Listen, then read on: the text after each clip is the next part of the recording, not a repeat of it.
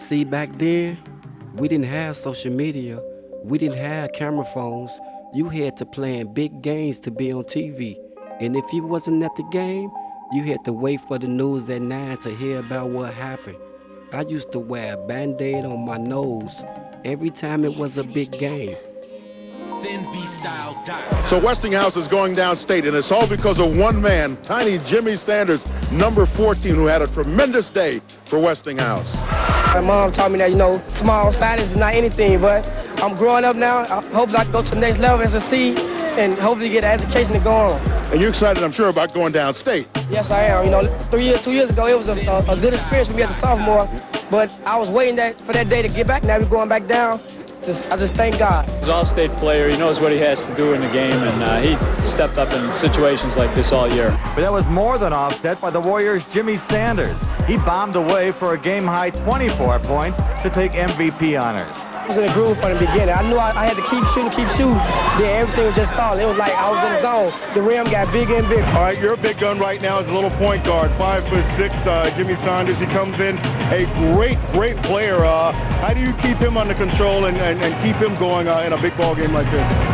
He's like having an assistant coach on the floor. He really knows what to do with the ball. He knows when to push it. He knows when to hold the ball back. He knows who the hot shooters are.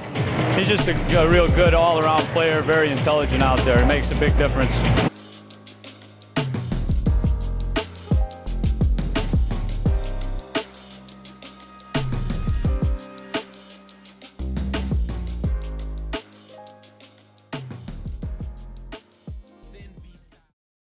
Stater, who's proving a will to succeed is far more important than size. The pavilion early last night as the Warriors laid claim to the public league crown in a trip downstate. A trip they would not be making if not for 5'6" Jimmy Sanders, the premier point guard in the state. I'm on my way, I'm making it. I want to send a message out to people that's 5'7" under that you can play on a level. Height is nothing. Height is nothing. You need just skills and heart to play basketball. You see Sanders in the halls at Westinghouse, and he quickly disappears. These legs belong to one of Chicago's shining stars. You'd never guess it. But any doubts disappear once the sneakers are laced up. Sanders is living a dream first born on a West Side playground when at the age of 12, nobody wanted Sanders on their team because, of course, he was too small. Did that motivate you to improve your skills and work on your game? Yes, it really did, because the playground was like down the street from my house. I went there every morning about 8:30 before everybody get on the floor, and I left about 9 at night when it's dark. I kept shooting and kept dribbling, and my skills improved day after day. I got to make it show, Yeah, he is big time. We talked tonight with Taylor Bell, the czar of high school sports reporters, I believe, on the entire planet, and he tells me going back like 50 years, there has never been an all-stater in Illinois shorter than Jimmy Sanders at 5'6" tall. He's still growing, though, isn't he? Well, he may grow it. He's hoping. Believe me, he's hoping he grows a lot. We don't have to worry about him smoking or anything, because they're tricky. They're a player or two in the NBA. Oh, sure. There's Muggsy Bogues.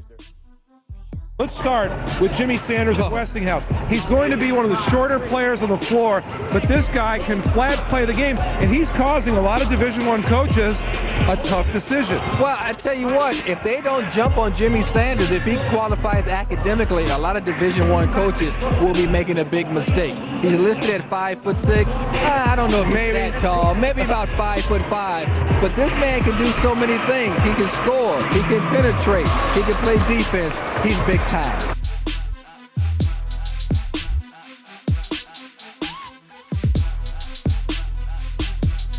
It's also a big weekend for high school basketball here in Chicago. Semifinal games in the Public League tournament this afternoon. And for more on that, let's go live to Brad Palmer at the UIC Pavilion. Westinghouse beat Carver handily in the first game this afternoon. Nick Irvin leading Carver with 18 points. He capped the 12-0 run with a three-pointer, giving Carver a brief 21-19 lead. But then Westinghouse got his transition game going. Marvell Hennigan stuffs a rebound home, putting the Warriors up by 4. He had 13 points. Jimmy Sanders with a tray at a game-high 21 points. and Edmund Allen chipped in with 17 as Westinghouse won big, 70-48. Jimmy, tell me about winning this game the way you guys did. It was like from last year, it was a challenge how we lost to them twice, and we knew we had to get our revenge from last year. And I was sick, so I had to avenge myself on the court, and our team wanted to win so bad to go downstate. Ronnie Fields is watching his Farragut team from a glass-enclosed booth. Nobody allowed near him. Freshman Anthony Johnson, Fields' replacement in the starting lineup with the Jam. He's having a big game, had 8 points in the first half. Michael Wright, who's in foul trouble, had 10 points in the first half. Wright's out with 4 fouls. And we've got 1:45 to go in the third quarter. Farragut clinging to a 3-point lead, 38-35. If Farragut does win and meets Westinghouse, it'll be the 4th time they've played this year. Westinghouse has won twice and lost the other time in overtime. Should be a great final. If Bowen wins, it'll be the 21st victory in a row. Big win, Westinghouse over Carver, 70-48. And in the nightcap, Farragut takes care of Bowen. A fast break doesn't work out, but look out for the freshman Anthony Johnson, who was there to clean it up. And Farragut, with Ronnie Fields watching, moves on 60-47 the final, and the championship game tomorrow in the public league. 13 points for Westinghouse. Carver's led by Nick Irvin, though. Baseline drive just 2 of his 18 points. Westinghouse, though, with 37-31 lead at halftime. Westinghouse cruises in the second half. Jimmy Sanders hits the three-pointer. He ends up with 21, and Westinghouse wins 70-48. The locker room coach said, tighten up, don't let up. And then that's what we did. We came out here, we pressed it, and we end up playing the championship tomorrow. Final seconds, Anthony Johnson the steal to Michael Wright for the Jam. Farragut rolled over Bowen 60-47. In the other semifinal, Westinghouse forward Marvell Hennigan goes strong to the hole for the layup as the Admirals advance to tomorrow's championship game with a 70-48 win over Carver. Farragut's been on a mission since Fields went down in the auto accident. The Admirals jump on Bowen early. Anthony Johnson on the inbounds, 13-9 Farragut after 1. They held the lead till the 3-minute mark of the third quarter. Ortiz Glaze put Bowen ahead by 2. But Farragut comes off the deck. DeMarcus Johnson off the bounce here for 2 and a foul. And Farragut a winner with Ronnie watching, 60-47. Farragut will get Red West nemesis Westinghouse in the final tomorrow afternoon. Too much game for Carver in the other semi. David Stennis up and down there, 18-point lead in the 4th. The House, a well-balanced ball club that's beaten Farragut twice with Fields this season. Adrian Coffey checks in on the board. And great guard play with Jimmy Sanders and Edmund Allen finishing on the break. Westinghouse the winner, 70-48.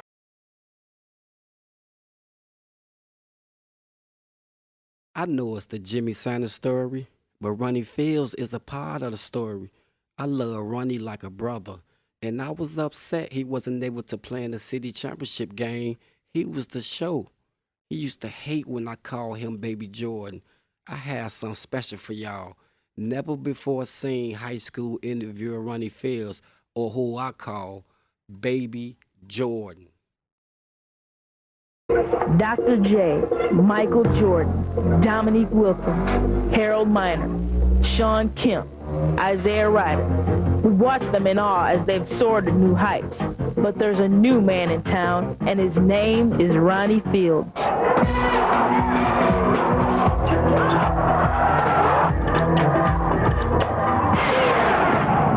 Now, there are 8 baskets at Farragut High School gym, but Ronnie Fields has been banned from 6 of them. Only the 2 square backboards can handle the impact of his dunks, and they're tested often.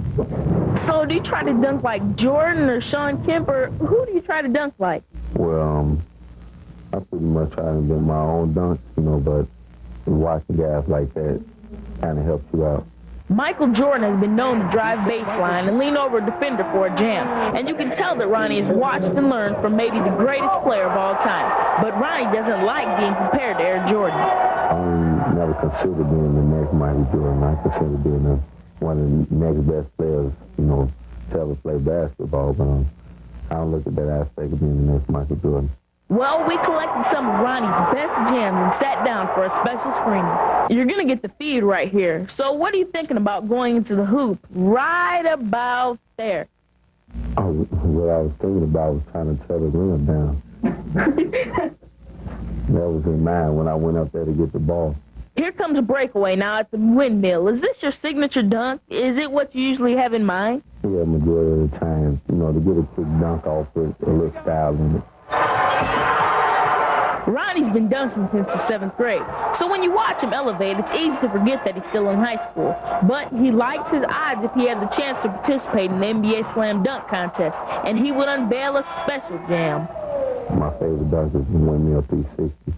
A couple guys may have saw before, but not too many. Well, Ronnie gave us a special sneak preview of the 360, so listen, watch, and learn. Now that is the art of the dunk.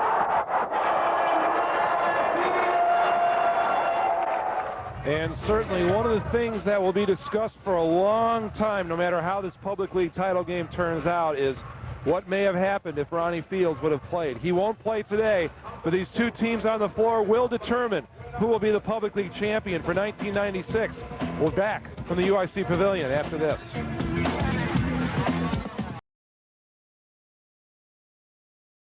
The city championship game, 1996. All I can remember was, I'm finna go out here and put on a show. And Farragut, I've been feasting off them all year long with Ronnie. Ball comes out to Jimmy Sanders off the opening tip. Jerome has it again, inside for Wright.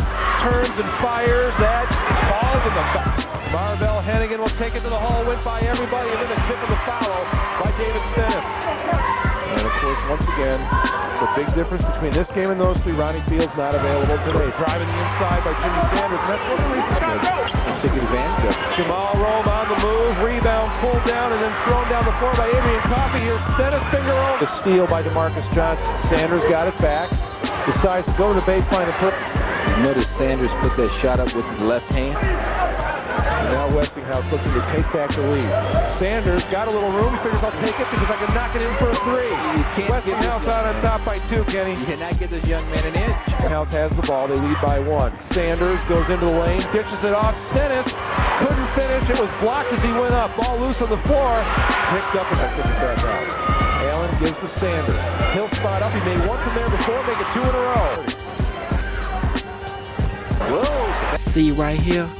I didn't know if I wanted to do a windmill or jump from the free throw line, but I ended up doing this. Jimmy Sanders out in front of everybody. He missed it. Well, he missed the layup, and then a traveling call on Kermit Ozier. He got the ball, tried to call timeout, but he took a step first. Tell you what, Kermit Ozier was the most surprised guy in the house besides Sanders, but Sanders missed that layup. That's exactly what happened now. Sanders just misses it. I mean, no one near him. Let's see, hop, there's your travel. Farragut with the ball, trying to cut into the lead. Great jumper by DeMarcus Johnson. Westinghouse's lead down to 1. That was a tough shot because he ran out of room. Now Westinghouse has a chance to see if they... DeMarcus Johnson goes back to Rome, and here comes the empty pass to right, puts it on the floor, made a great move to get around David Stennis and finish job. Go call it to me. DeMarcus Johnson, look at that move to the basket. David Stennis almost had his pass stolen away. It turned into an opportunity to go to the bucket, count it, and Michael Wright is going to pick up the foul.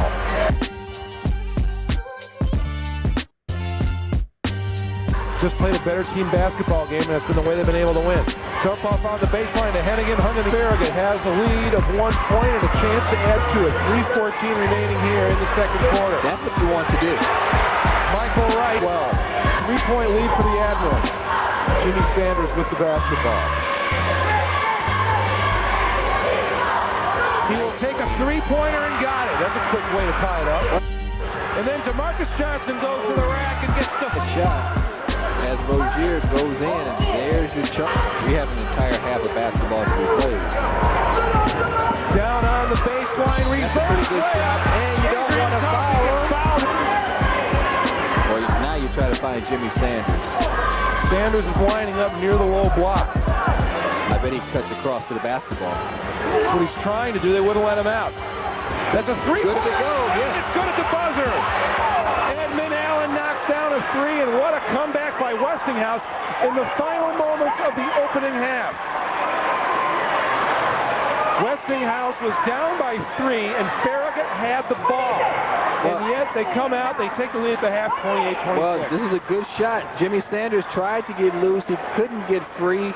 Edmund Allen was able to free himself up for the 3-pointer that counts at the buzzer. Edmund Allen had no points in the opening half until that three-pointer. Halftime at the UIC Pavilion, the Chicago Public League Championship game. The House leads by a pair. Let's take a look at some of the highlights from the opening half, Kenny, and really the two stars of the game, Sanders and Wright, living up to their billing. Well, yeah, you know, Jimmy Sanders is only 5'6", but he can do so many things, including hitting that three-point jumper. If you leave him open, you're asking for trouble because he can bury that. Michael Wright, the best sophomore, I think, in the state, definitely in the city of Chicago. If you get the ball to him down low, what I like about him, he has soft hands, a smooth touch, and great body control as he gets around David Stennis that time there. Jimmy Sanders, look at this, no one around him. You're asking for trouble. If you leave him like that, you're going to ask for trouble. He'll give it to you. Jimmy Sanders ends up with 10 points in the opening half. Farragut trailing by 2 at the break. See, y'all know Jimmy Sanders, but when it's time to turn it on, I turn it to Bootsy, that kid who loves basketball and wanted to win so much. I knew how I was going to dominate the second half. Speed, defense, and shooting. And I got my dogs with me. Jump around the way by Johnson. Sanders came away with the rebound. Moves it up the floor. This is Allen Johnson. Now here's DeMarcus Johnson kicking it off. Rome puts it in. DeMarcus Johnson looking inside for Wright. Let's see if they try to get it back down to Wright. Now he's not being double teamed, but Jimmy Sanders has another idea. And somehow he got around Rome. Sanders puts it up. He was fouled. How did he get around Rome? DeMarcus Johnson committed the foul. That is his third. It was right in front of us, Kenny. I don't believe he got around him. Rome had him closed off. Boy, is he quick. Let's take it from his field. Watch Jimmy Sanders. You're trying to get the ball down to Michael Wright. He swipes the ball with the left hand. Look at this. He stays in bounds. And he gets around Jerome. Rome goes down. He's fouled. 3 fouls each. Just play it out. This is for the championship. You have to play it out, I guess. Also 4-point lead.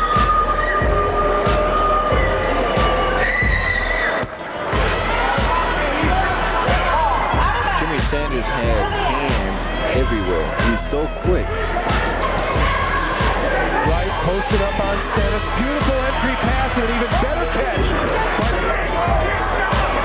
Sanders working one-on-one. What a ball handling by Sanders. Long jumper, that's no good. Michael Wright couldn't get to the ball before Sanders ran out of room. Watch Jimmy Sanders. You talk about some hustle. This young man just is so quick. He gets to the ball faster than anyone else. Raymond Johnson has the ball for Westinghouse. He's into the game for the first time. Sanders goes one-on-one. Tried to kick it out. Instead, it was picked up by Jamal Rome. What a great play by Jimmy Sanders. Sanders. See, he'll lose the basketball. See the quick pass. Won't go. Then look at it right there. Oh, thank you very much. Lays it up and in. Nichols Rome will tee it up. Didn't get a chance to run. Jimmy Sanders out in front of everybody. Nobody can catch him. He'll get the bucket, the foul. Marlon Jones got him from behind. Well, I think you got to get Marlon Jones out of there and bring someone else in. If you're going to make mistakes like that, I mean, why? You can't catch him. So if you're going to foul him, you have to catch him and not let him lay it in. Here it is again now. If you're going to foul him, you don't let him get the basket up. And look at Jimmy. Little showtime. Okay. Let's stand. There's Sanders on the left side of your screen. And he'll come in, reach, gets the ball. And he picks it up, stumbles just a little bit. You're at 10, now go. Sanders on the move. Goes to the baseline. Oh, look at this. Reverse shot. He put it up, didn't get it, but he was fouled. Oh, with the left hand. Oh, Division I coaches, if you don't get this guy, I don't care how tall he is. Look at the screen. Now Sanders, Michael Wright showed a little bit that he would come out. He didn't come out. Baseline for Sanders, goes up with the left hand, and he's fouled. Only the second foul on Wright, but the key thing about that foul is team foul number 6 on Farragut. See, Wright stepped out for a second, showed that he would cut that baseline off, then he went back to cover his man. Sanders saw that, took advantage of it, went baseline. He's at the line now, shooting 2 free throws. 2 seconds left in the quarter. Maybe we get another buzzer beater. Ozier will load it up. Hit the top of the backboard. 3 quarters are gone in the Chicago Public League Championship game for 1996. Westinghouse, they led by a pair at the half. They lead by 5 at the end of 3. Marvell Hennigan dumps it off on the baseline, and Nichols gets the finish. Boy, what a great catch by Nichols. And Sanders will settle everything down. That's the man you want to have the basketball, as he calls for play 1.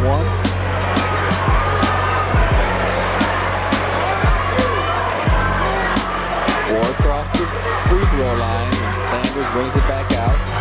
Anthony Johnson with 4 fouls for Farragut will check back in on the next whistle. Sanders, a 3-pointer for a 10-point. You left him alone. What are they doing? Why do you leave him alone?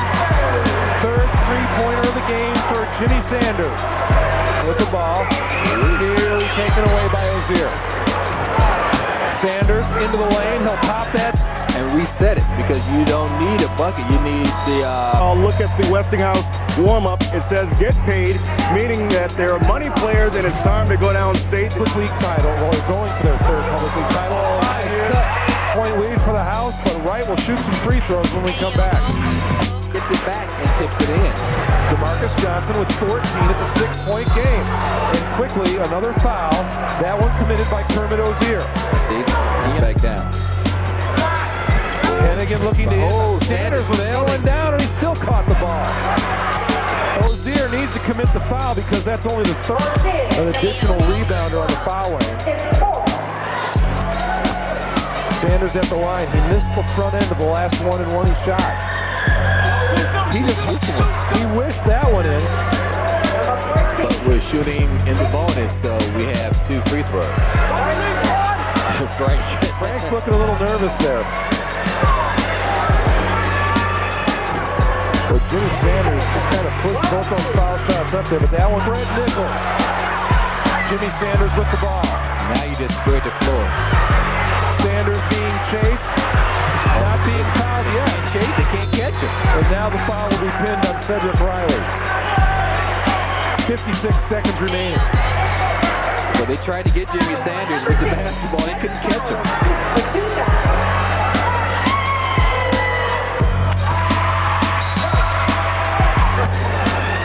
Anthony Johnson and Cedric Riley come out. Check that, Cedric Riley's still in the game. So he's putting all his quicker players into the game. Michael Wright will stay in to play the post. Jimmy Sanders, 3 3-pointers in the game. And he's hit 3 key free throws down the stretch, so Jimmy Sanders is our player of the game from Westinghouse, 23 points in the game. And from Farragut, Michael Wright is our player of the game, 19 points in the post. Ronnie Fields, and what a job Frank has done. First year the head coach stepping in for Roy Condati, who has been at Westinghouse for 20-some-odd years as an assistant and a head coach. And he did a great job, and there you see the Farragut bench. And you got the impression from hearing the players talk that what's happened in the past in the public league, where this was such a big game that there was almost a letdown at state sometimes, I don't think that's going to happen anymore. No, I don't Three-pointer is think off so. by Riley. Ball goes out of bounds. The House will be in the house in Peoria next Friday. They are the public league champions for 1996. Westinghouse on their way back to the state tournament after beating Farragut by a final score of 55-46. For Kenny McReynolds, I'm Jim Blaney. Thanks for joining us. The proceeding has been an exclusive presentation of Sports Channel. Admirals versus Westinghouse for the Public League crown. Our Dan Jiggett's on the scene. As Farragut and Westinghouse tipped off for the Public League title and the right to go downstate, the backdrop to the game was the appearance of the Admirals' Ronnie Fields, but he was not going to play. But 6'8" sophomore Michael Wright did, scoring 10 of Farragut's 26 first-half points. But Westinghouse had an answer in the body of 5'6" Jimmy Sanders, who poured in 10 for the Warriors. Then right before the break, with Westinghouse trailing 26-25, the Warriors' David Stennis cans the tray to put Westinghouse in front 28-26. Farragut is trailing at the half, but you have to wonder just how good they would be if they had the gentleman that's sitting in that booth behind me down on the floor for them. They would have been a lot better because they couldn't shoot effectively from outside. That allowed Westinghouse and Jimmy Sanders to put the pedal to the metal, and Farragut had no answer as the Warriors win the Public League title 55-46 and Jimmy Sanders is the MVP. So Westinghouse is going downstate, and it's all because of one man, tiny Jimmy Sanders, number 14, who had a tremendous day for Westinghouse. My mom taught me that, you know, small size is not anything, but I'm growing up now. I hope I can go to the next level as a seed and hopefully get an education to go on. And you're excited, I'm sure, about going downstate. Yes, I am. You know, 2 years ago, it was a good experience for me as a sophomore, but I was waiting for that day to get back. Now we're going back down. I just thank God. He's an all-state player. He knows what he has to do in the game, and he stepped up in situations like this all year. As for Farragut, they did more than most expected of them, and maybe that in itself is lesson enough. My guys basically learned that they can still be a good ball club without the superstar players, as long as they take care of the fundamentals and they do what they're asked to do. And what Westinghouse has to do is get ready to go downstate for the championship. Dan Jiggets for the final word. Fields. Tonight, the Admirals came up short in the championship game against Westinghouse. Brad Palmer reports. Farragut had to fight for everything it got against the tough zone defense of Westinghouse. Michael Wright led the Admirals with 19 points, but that was more than offset by the Warriors' Jimmy Sanders. He bombed away for a game-high 24 points to take MVP honors. I was in the groove from the beginning. I knew I had to keep shooting. Then everything was just falling. It was like I was in the zone. The rim got bigger and bigger. A buzzer beater by David Stennis gave Westinghouse a 28-26 halftime lead. Ronnie Fields tried to inspire his team during the intermission, but Farragut was only able to muster a brief one-point lead in the second half. Jimmy Sanders put Westinghouse ahead for good with 3 minutes left in the third quarter. And the Warriors went on to win it 55-46 for their second public league title in 3 years. It feels good to be able to represent, you know, Chicago, Westinghouse. It's going to be a challenge this year because it's in Peoria, not Champaign. That was one of our goals. We wanted to try to be the first Chicago team to represent the Chicago Public League in Peoria. Following the game, Ronnie Fields made a hasty exit, leaving it to Coach William Nelson to ponder his future. I definitely expect to make a full recovery and be playing basketball for somebody next year. Westinghouse was responsible for 3 of the 4 losses by Farragut. The Warriors now go down to Peoria to play the winner of the DeKalb Super Sectional, either Hoffman Estates or West Aurora. From the pavilion. Fields, number 23, always present on the Farragut bench. The Admirals gave it their all. Michael Wright goes to work. Tough layup inside. Farragut had the lead at that point. The Westinghouse wore them down. Their flashy point guard, Jimmy Sanders, throws the ball away, then takes it back. And Jimmy will score. Westinghouse wins the city. Final 55-46. They're going downstate. Everybody practicing every day, morning practice, afternoon, every day. Everybody there. He came out as a team, playing as a team, and we won a city championship. Still with the Admirals in spirit, they could have used his scoring today. Jamal Rome does get the putback in the early going for the Admirals, but you can sense the tide turning in favor of the Warriors at the end of the half. Edmund Allen lets the last second shot fly, and it's good to beat the buzzer and give Westinghouse a 2-point lead at the break. Second half, Rome misses everything, but the Warriors are there to get the rebound, and Jimmy Sanders converts it into the hoop and harm. Westinghouse prevails to win the Public League Championship as Ronnie Fields' Farragut team is ousted. Rivals Farragut and Westinghouse playing for a trip downstate. Playing for the 4th time this year, but for the first time with no Ronnie Fields, it made a big difference. Late first half, Adrian Coffey on the board there, and after the missed free throw, it's Edmund Allen for 3, off balance, but he got it. Westinghouse into a 2-point halftime lead. The House got the lead for good late in the third quarter. All-stater Jimmy Sanders swiped it right here, dropped it in, 34-33. Farragut had trouble scoring today. Westinghouse on the break here. It's Jimmy Sanders again, and the House headed to Peoria for the finals.